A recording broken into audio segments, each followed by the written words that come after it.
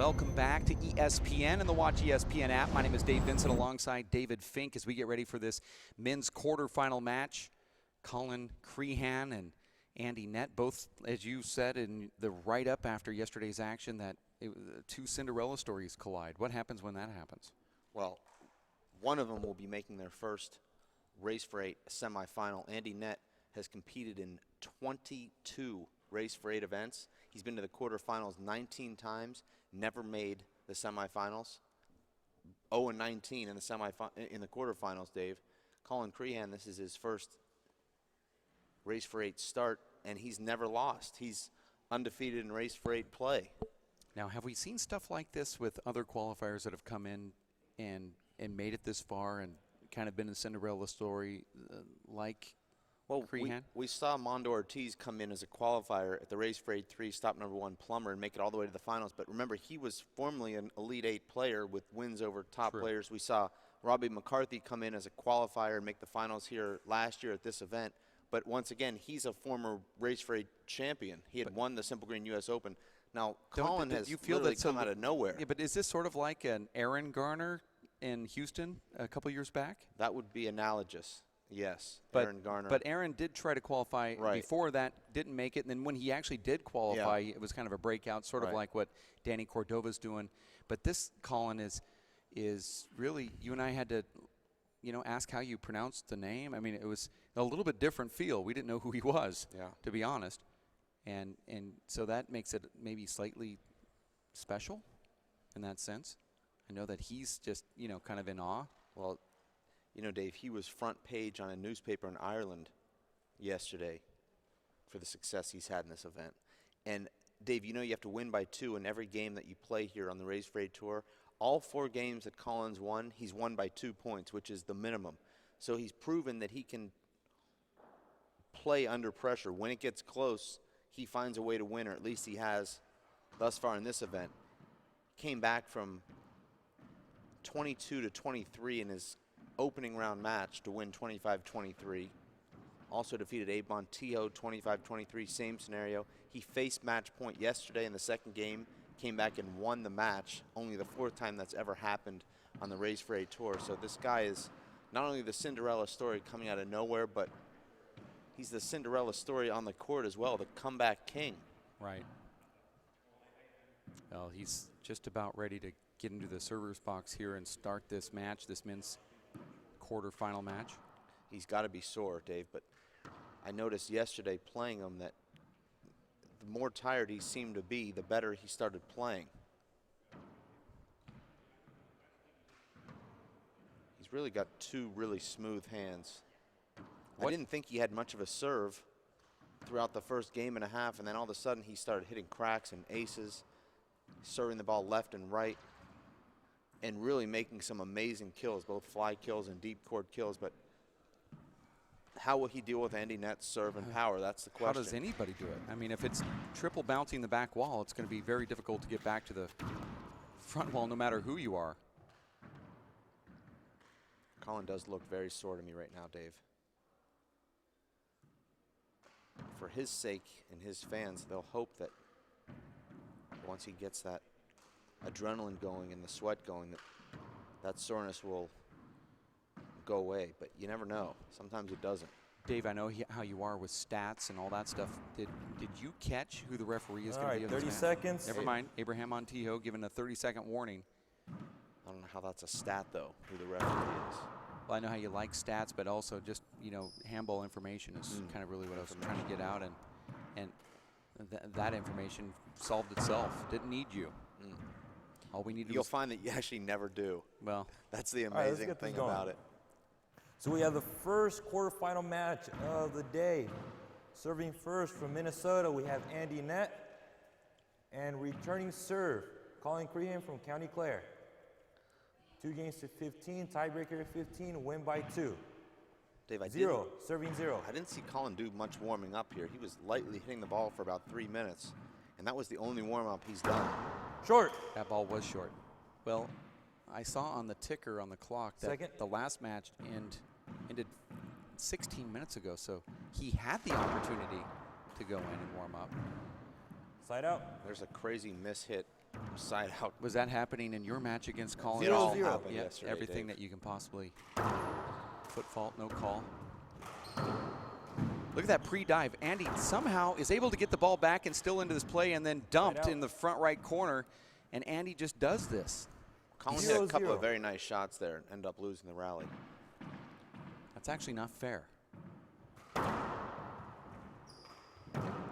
Nice return of serve there off that serve from Andy. 0-0. This is one of those matches that's so much fun because we really don't know what to expect. Yeah, I mean, I don't even think you've ever seen 1-0. Colin play.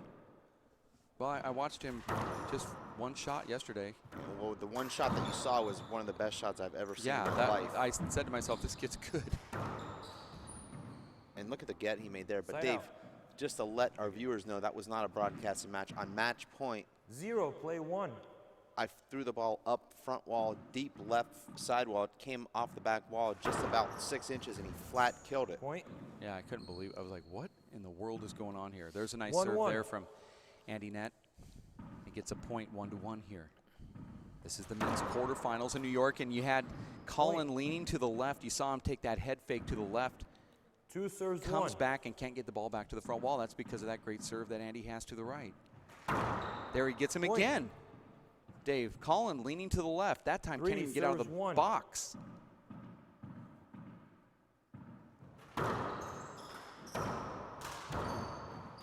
We'll put a screen on that. Dave, thus Went far, right past 4 you. points scored in this match, all 4 on unreturned serves. 3 of them, of course, from Andy Nett. Replay, 3-1. It was the right call, but a late call from the referee. Short. Colin started very slowly yesterday in the round of 16 match. Lost the first game in just 4 minutes. Well, anytime you lose 15-1 but come back and win the match, Well, it's you never can never write a guy off. well, it's never happened before on the Race Freight Tour. So I like that shot there from Nett. Track down from his counterpart. Point. 4-1. Score here 4-1. Short.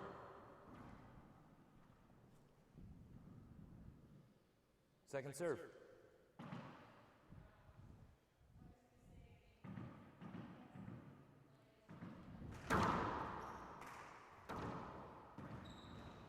I like that move from Andy. He boxes Colin to the left and then goes down the right with a nice flat roll. 5-1.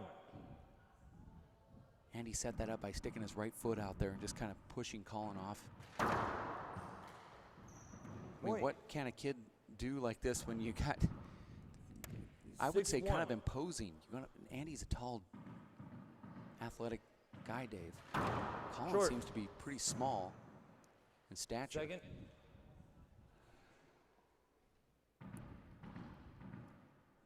well, first thing he's got to do is find a way to get in the server's box. Point. You think there's some nerves here? No, I think he's just being overwhelmed right now. Andy Nett is showing him some power that he might have never seen before. You might not look it on TV, but you can just see that ball just coming off that front wall. Hear it, actually. When you're in the court playing against Andy, it's just very imposing. He's going to get that. Nope, not back to the front wall. Point. Colin's just out of sorts completely now. 8-1. Well, we saw this at the national finals during that live broadcast, Dave, where Andy was the MVP of that doubles finals where he won the national championship. Nice dig right there, and a screen call from our referee. And you saw Andy hitting a lot of balls into that left side wall. 8-1. And Andy looked really strong there, and that's something I see here Point. from Andy. Now, you have to call a timeout, right? No. What's a timeout going to do? 60 seconds until another 100-mile-per-hour serve? I don't know how that's going to change anything. He's going to come in 60 seconds later and hit the same serve.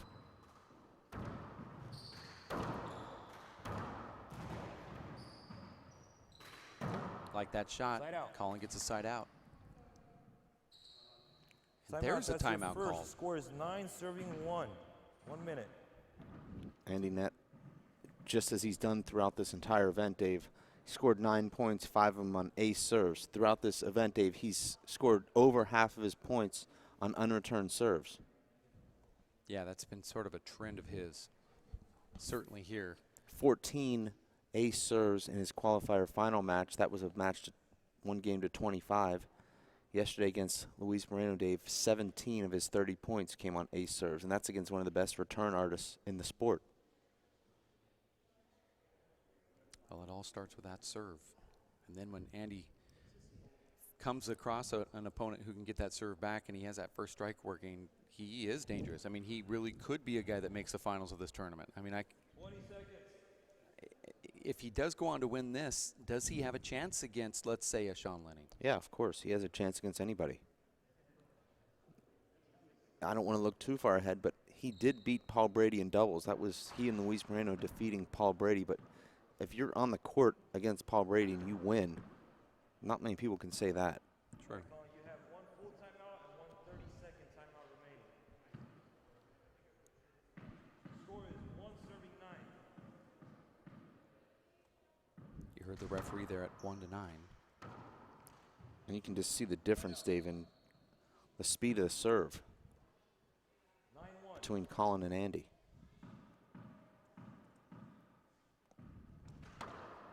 Look at that. That's what we're seeing yesterday, Dave. That's just a complete laser over that line, and it's on the wall. So even if you catch up to it, you're going to have to contend with that. And he's hopping it reverse away and then natural back into the body. There it is again, and another ace. I mean, I don't know how he's doing this, but he's feeling it. 11-1. 11-1 score here called from ref Abraham Montijo.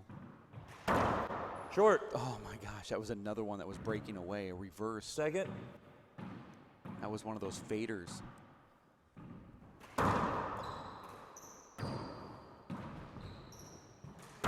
Look at that. Point. Hey, you don't think he hits the ball hard?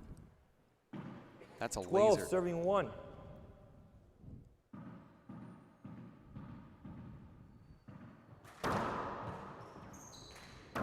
Where was this Andy Nett at the end of last season? Well, you remember, Dave, that Andy Nett almost defeated Robbie McCarthy in Houston, lost 26-24. You're talking about the Players' Champion. Andy Nett almost beats him. And then from there, he just couldn't really get on track. He came here to New York in the next event and lost to Armando Ortiz, who was playing great ball 12. at that time. Short. I still remember that Andy Nett moment from Second serve. Denver, Colorado, where it looked like he broke his finger and it was dislocated. Came off the court and had a smile on his face. They pulled the glove off and you saw his finger bent the opposite direction. And he went on to win that match. Yeah. Point. And there's another point. And when I say another, I mean second point for 2, serving 12. young Colin.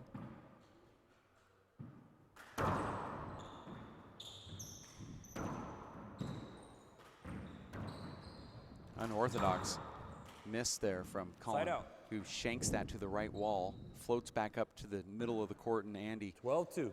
does what he needs to do to get the side out.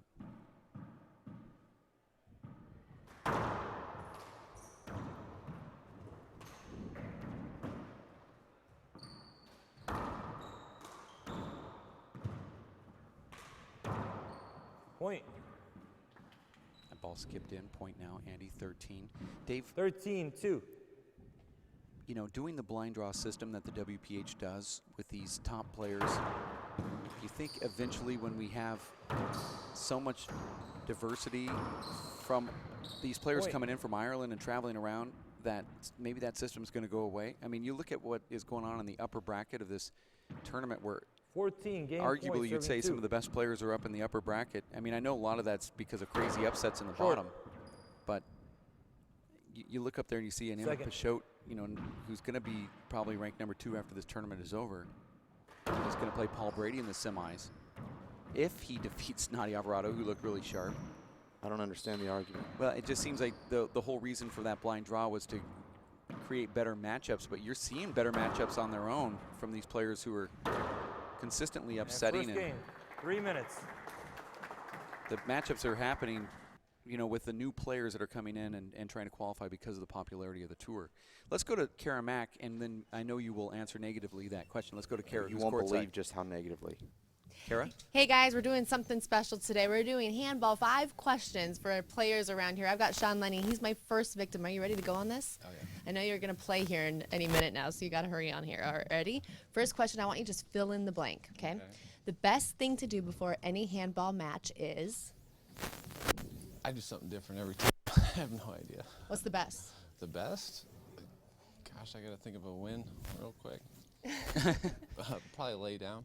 Not talking to answer these Lay questions down, that you're doing yeah. right now? Lay down, relax. Nice. All right, if you could beat anyone, past or present, who would it be? Genghis Khan. Nice. All right. Really? If you didn't play handball, you would be? Rich. Nice. They're all laughing back there at that one. All right. If there was a movie made about handball, who would play you? Denzel? Bruce Willis. He's a slightly better looking version of me. No, that's a good one. Going. All right, Bruce Willis. And last question. Describe handball in 5 words. This is hard. It's hard, Not rich, no. yeah. A hard, challenging game. That's frustrating. Nice. All right. Hard, And how challenging stinky are your gloves? Real sticky. That was just a bonus question. All right. Thank you so much, Sean. Good luck in your match. Back to you guys. Thank you. Genghis Khan. Well, that's don't think that's too popular of a choice, but I mean, every mass serial killer and evil person that's ever lived, I guess, has a good quality. I don't know what Genghis Khan's I would thought be, she but said, who would you like to beat, past or present, as I in know what I player? thought B, Oh, okay. but I don't. Did Genghis Khan play handball? Maybe Sean wants to take it out on old Khan. I'm not sure. You're watching the WPH Race for 8. This is on ESPN, the Watch ESPN app. As we approach 12 o'clock on the Eastern Shore board, as we have this next game, I should say, coming up right around the corner. We just saw Andy Nett take apart the young kid. Yeah. And, Dave, as much as you can say, well, Colin just is, he's a freshman in this whole scenario here. Young kid, he had a little bit of nerves, but you have to still say an ace is an ace. And there's not too many people getting some of those serves back that Andy was hitting. Well, Colin is just overmatched right now. I mean, there's not much you can really say. He didn't look good in any aspect of the game. He couldn't return the serve. He couldn't serve. He hit some crazy mishits when he did have an opportunity to step into the ball. And it's been one-way traffic here for Andy Nett. How many of the final points there did Andy score on his ace serves? 7 out of 15, so just under 50%. And how many total points did Colin get? 2. So it was 15-2, but 7 of those points that Andy got were on ace serve. So if you take away that ace serve, it's still probably a blowout, but that's the thing. When you have Andy Nett in the court, it's almost like he's giving himself a 7-0 lead against some of these players with that serve alone, or at least 5 points. Okay, Colin, you'll be serving first in this second game. You hear the referee saying Colin gets to serve first here. Score of the first game, 15-2. Remember, Colin did lose the first game yesterday, 15-1, Serving 0. and went on to win that match. In fact, even his qualifier finals were close, and he does it with shots, well, not that shot. 0, serving 0. But early on, people were saying this kid is winning these close Short. overtime matches. Well, Andy Nett figured out a way to avoid that. Second. I guess hit the ball 100 miles an hour, does it?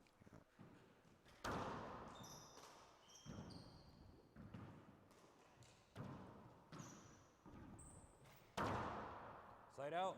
And that's what happens when you overhit a ball down the middle of the court against a pro player.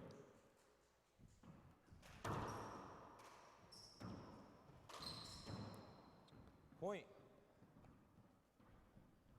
That was a beautiful fly kill there, and Colin has that shot. He 1-0. loves the fly kill with his right hand into the right corner. Second serve.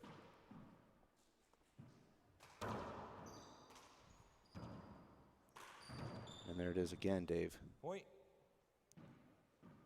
2-0. Sets up that shot with a deep left crack. Forces you to just kind of hit up on the ball, and then he's waiting for that fly kill. Now Colin has scored more in this game than he did in the first game, and it's only been about 40 seconds. Short. That's what's strange about handball, is that sometimes scoring points comes in bunches, whether it's at your hand or your opponent's. It's like, you know, you watch an NBA basketball game and you see momentum changes. Yeah. And you can just feel when it happens. Side out.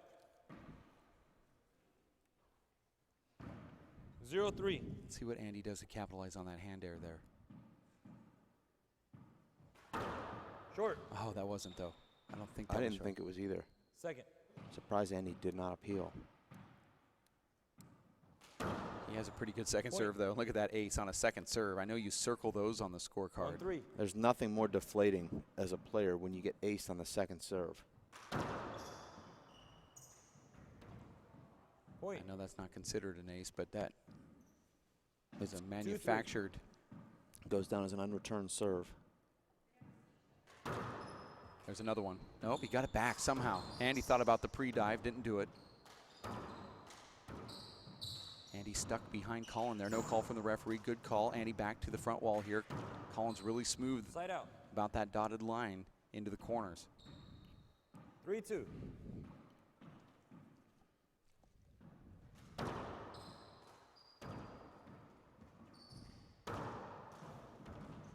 No, 2 bounces.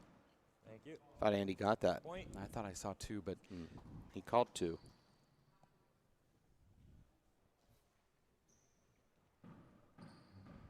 Four, serving 2.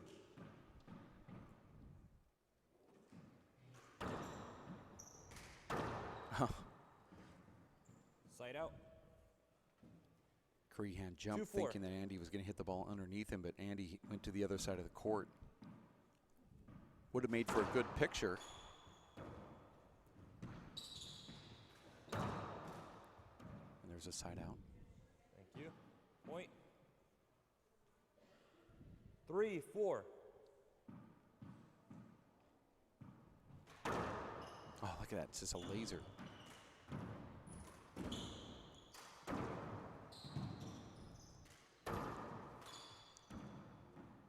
Oh, that's an avoidable. That's avoidable also. Yeah, you can't cross in front of the ball. So it's a side out. 4-3.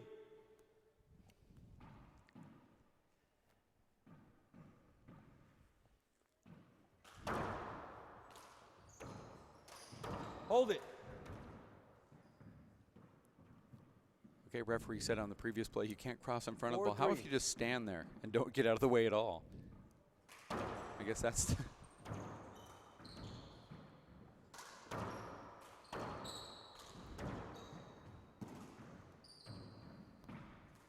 seems to me that that was not a very good shot from Andy, but wow, Colin goes over and dives into the right wall to get that ball back. It looked like it was a flub shot from Andy, and somehow Colin turns 5-3. what turned out to be what was going to be a terrible rally ender into a free point there.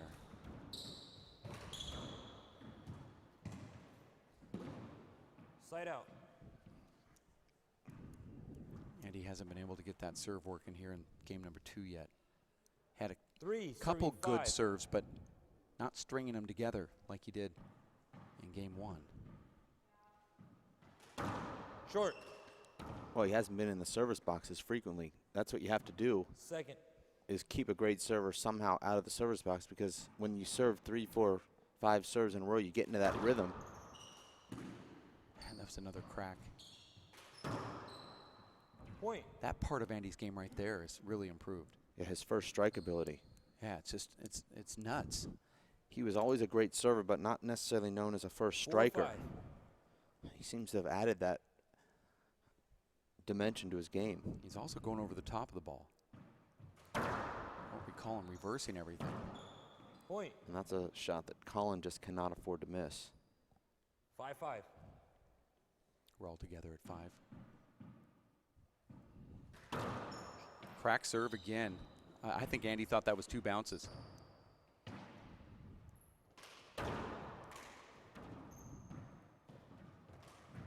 That ball skips Point. it.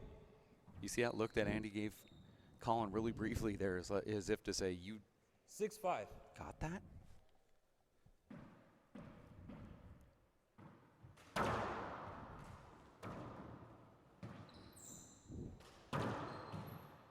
Point. You know, 7-5. it's not going much more than 2 shots for Andy. I mean, it doesn't seem like a first strike, Side out. but Andy taking that ball off the back wall and getting that point there, I guess it is a first strike because it's the first time he hits it after the serve. But Well, for Colin to earn a side out, he's got to somehow 5-7. return the serve, not give Andy an opportunity to hit a first strike, and then hit a kill shot from an awkward Yeah. position. Short ball. Second serve. that was a good serve, it looked like. And that's a very Point. smooth left corner kill there. Yeah. Dave, did you say that yesterday in your 6-7. match against Colin that he was doing shots like that? Yeah, a lot of. Like first striking shots? Yeah, I think his left and right are about equal. I mean, Oh, Andy got it. Almost some contact there. Colin was just standing around. Side out. Colin was hoping that he would get a delayed hinder call, I think, after going for a spike. 7. Serving 6. I think Colin didn't realize that Andy can get shots like that because Andy dove around and, Yeah. I mean, it's like a cat. Side out. Andy goes for the first strike, hits it in the ground side out. Dave, Andy Nett, a former multiple sports star, collegiate All-American 6 in serving football, 7.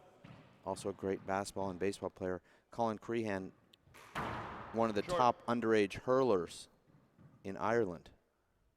So he knows a thing or two about being a multi-sport star. Second serve.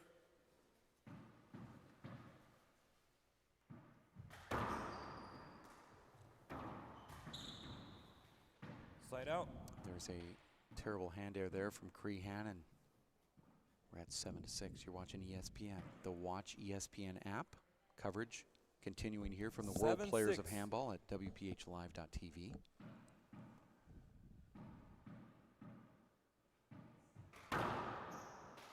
That's not what Andy Side out. was intending to have happen there. 6-7. Overhit that serve.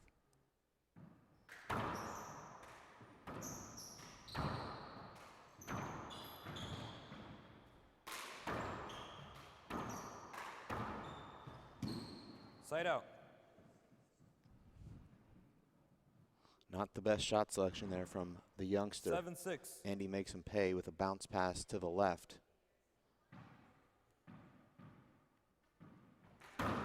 Short.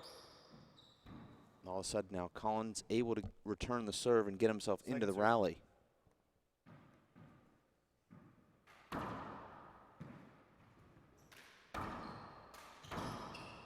We do it again. We're going to do it again.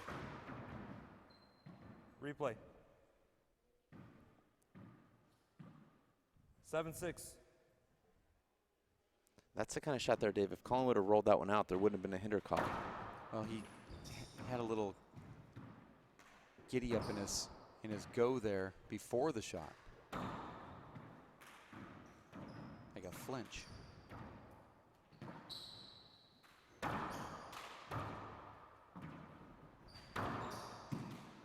Oh, look at that. Fadeaway, left corner kill. Andy with such an easy setup there and hits it right back to Colin. Could have drove that down the right wall. 6-7.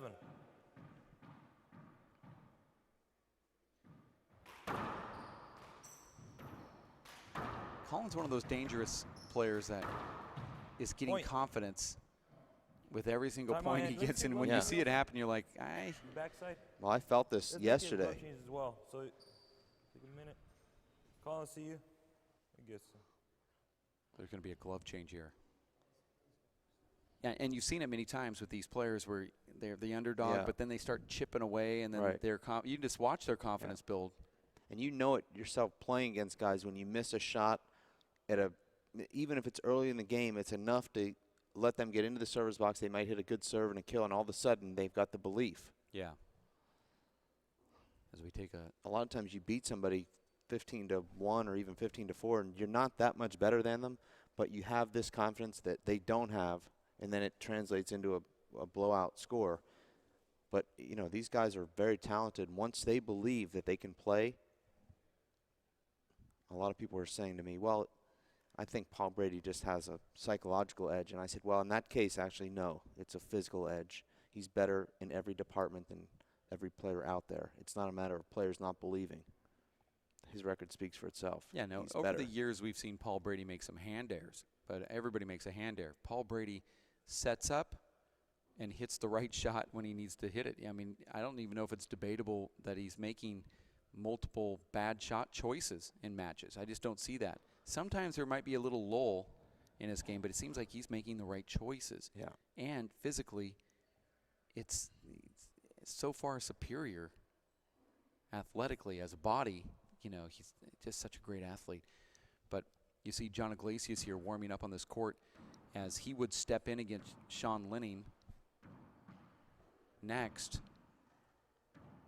if Andy Nett were to go on to win this, because then, of course, next would be a tiebreaker if he didn't win this second game. Danielle Daskalakis wins game number 1 against Martina McMahon, Dave. There were some incredible rallies in that first game. I'd like to find the score of that.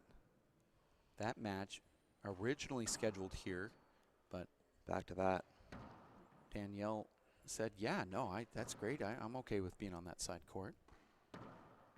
As there was a scheduling conflict here at the NYAC and had to get this match on earlier. So with that said, she wins the first one. We don't know the score yet, but we will eventually get it. And when we do, we'll pass it along. Here, though, time is back we're all together at 7 in game number 2 after Colin loses the first one 15-2. 7 serving 7.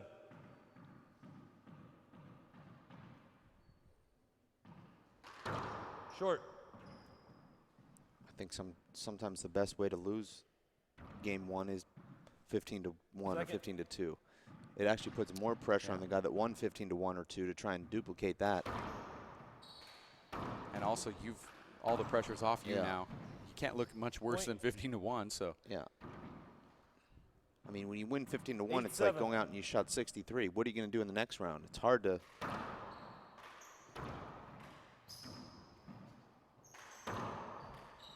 And Colin is a get artist, Dave. 7-8. Not making a lot of gets here. I think that's a combination of Andy's power, the ball staying down, and Colin just a little bit tight. You know, Dave, he's played 3 hard matches already. Yeah. So is Andy. Yeah. So, but Andy's you know, a little different. I think because he's a little bit older, but that ball sounded like it broke. He hasn't been into the system in quite some time. You know, I think his body. I don't know how it's responding, but he looks pretty good. Well, I think Andy is physically stronger. He's older, more mature. Colin's still, you know, growing into his body at 19.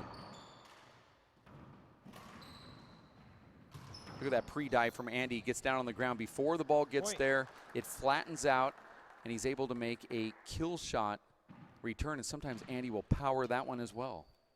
That's demoralizing as an opponent when Andy goes to the pre-dive and ends the rally with it.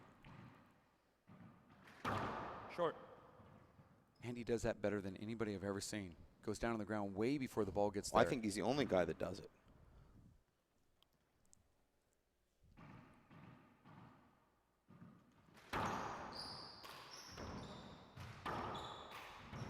Interesting.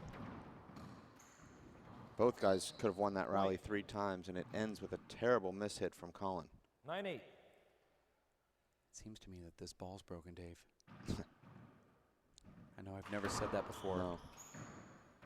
Actually, I've never said it, and it actually was broken. But I figured if it is to happen, Very difficult to end rallies with a pass shot against these top pros, but Colin did it there. He had the perfect touch on it, so it double bounced the back wall.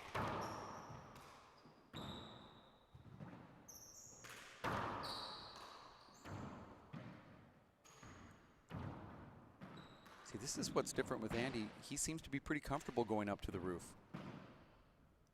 Don't recall that. What previously. a shot. Unbelievable. 39 feet left-handed back wall kill. And 9-8. I knew he was going for that. He pulled it off. It looked like his left arm almost touched the back wall. Short. Andy going over to the left with that reverse.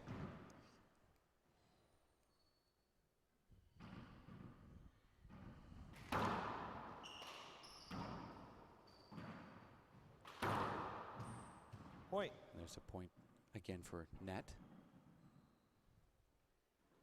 10-8.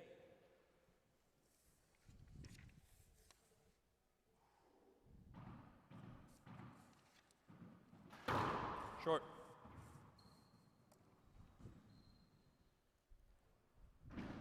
Second. Andy 5 points from his first semifinal in race history. He almost got an ace there. And he did get an ace. Two bouncer flip back from Colin, and Nett gets another ace. Now at 11-8. 4 points away. That's a, boy, I thought that ball was going to flatten out. Double bounce the back wall. Didn't do it. Rally underway. Pre-dive.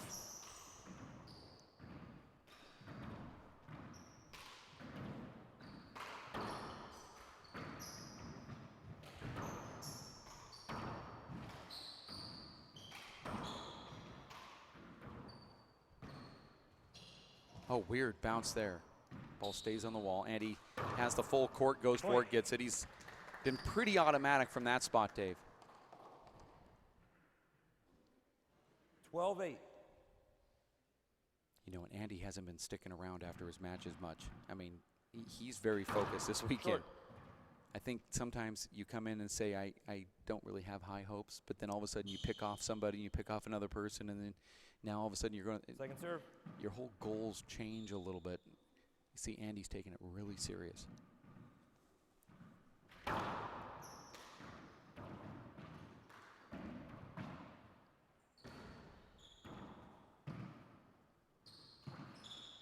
Slide out. And this is where Colin will have to make something happen here. If he doesn't score a few points in this inning, it's going to be almost impossible to hold off Andy Nett with this lead. I don't know how Andy got that ball back. Terrible fly kill there from Colin. And another bad one. And Andy closes it out with a shot of his own over to the right side, mouses the right corner. 12-8. I don't know how Andy got that serve back. Yeah, Colin's only hit one ace compared to 12 for Andy. Make that 13. 13-8.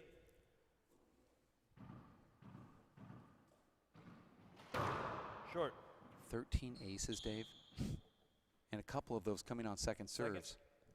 He goes for a deep crack often on his second serve, and if it misses, it kind of seems to go around the back wall. And there's a miss. Unforced error. That ball was coming in so strong into Colin, he didn't even have anything he can do there to defend it. And Andy Nett just a point away now from making the semifinals. And is he going to do it on an ace? No, short ball. That's on hold. Second.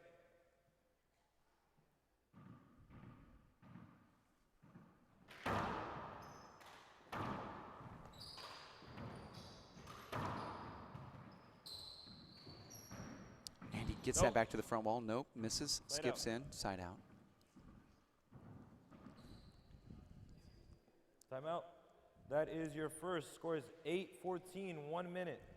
There's a 1 minute break. Let's go to Kara Mack, who is courtside right now during this timeout. Kara?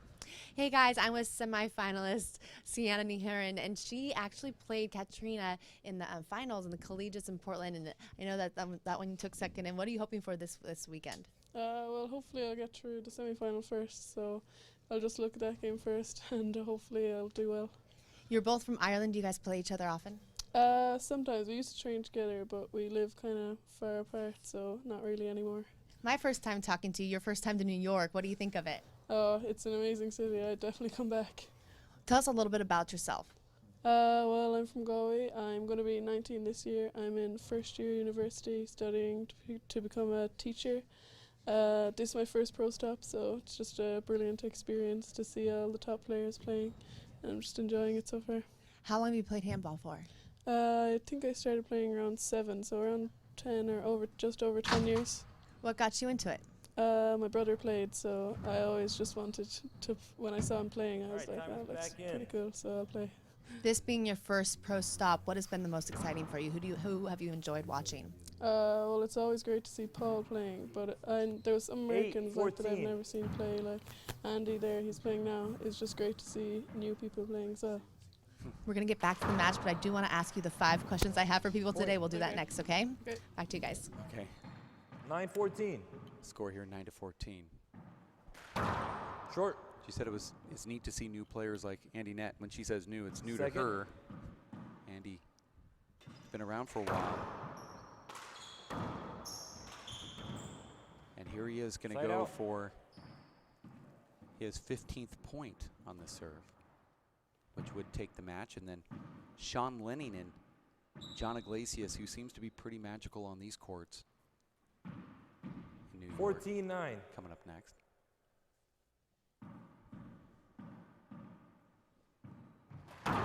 Short.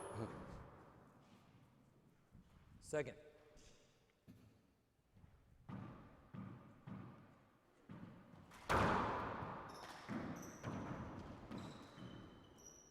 That was a nice 3-ball return. He put a little something on that, so when it hit the floor, it really took off, kind of 9-14. ate Andy up. Short. Colin has only hit 2 unreturned serves in this match. That's a big difference. Oh, that ball took a broke, slide. skipped? What was that? I think it slid on the sidewall. The referee picked it up immediately and stopped play.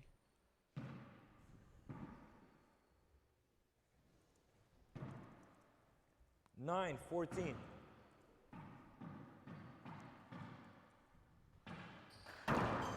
Terrible serve. And Side that out. basically putting the ball on a tee for Andy.